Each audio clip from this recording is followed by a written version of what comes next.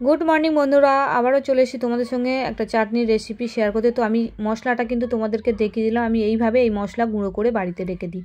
তো দুরকমভাবে গুঁড়ো করে রাখি। তো একটা দিলাম, দিয়ে এইভাবে আমি গুঁড়ো করে রেখেছি, তোমরা দেখতেই পেলে।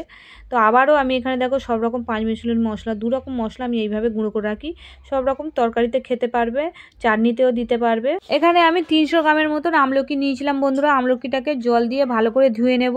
নেওয়ার পরে আমি একটা শুকনো গামছা দিয়ে ভালো করে মুছে নেব। এইভাবে কিন্তু ভালো করে মুছে নেবে। তারপরে একটা ফুটো গামলার উপরে দিয়ে আর জলের উপরে বসিয়ে দিয়েছিলাম, তাহলে আর জলে সিদ্ধ করতে লাগবে না। তো দেখো সিদ্ধ হয়ে গেছে।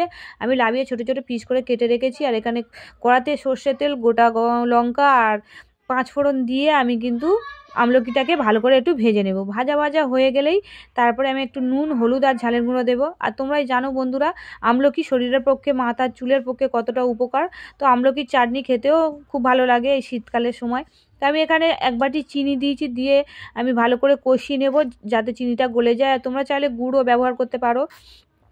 তো কথা বলতে বলতে এখানে আমার আমলকিটা সিদ্ধ হয়ে গেছে আর চিনিটাও গলে গেছে। উপর দিয়ে একটু মশলাটা ছড়িয়ে দিলাম, দিয়ে একটু রস রাখবো। আর বন্ধুরা, তোমরা চাইলে এখানে ভিনিগার ব্যবহার করতে পারো। আমাদের বেশি দিন চাটনি থাকে না, সেই কারণেই আমি কিন্তু ভিনিগারটা ব্যবহার করিনি। এই আমলকির চাটনিটা তোমাদের কেমন লাগলো বন্ধুরা, কমেন্ট করতে ভুলবে না। আজ আসি, আবারও দেখা হবে অন্য কোনো দিন। ধন্যবাদ সবাইকে।